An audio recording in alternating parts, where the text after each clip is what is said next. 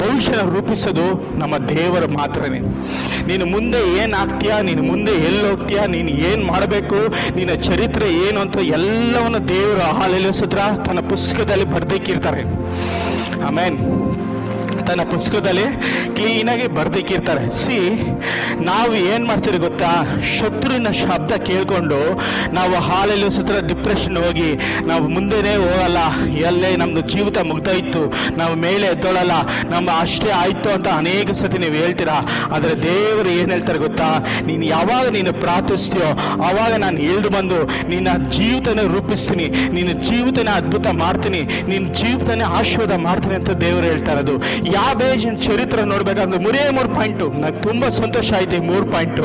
ಅವನು ಏನು ಮಾಡ್ದ, ನನ್ನ ಶ್ರೇಷ್ಠವಾಗಿ ನನ್ನನ್ನು ಆಶೀರ್ವಾದ ಮಾಡು, ನನ್ನ ಪ್ರಾಂತನ ವಿಸ್ತಾರ ಮಾಡು. 3ನೇ ಪಾಯಿಂಟು, ದೇವರೇ ನಿನ್ನ ಕರ, ನಾನು ಎಲ್ಲಿ ಹೋಗ್ತೀನೋ ನಿನ್ನ ಕರ ನನ್ನ ಮೇಲೆ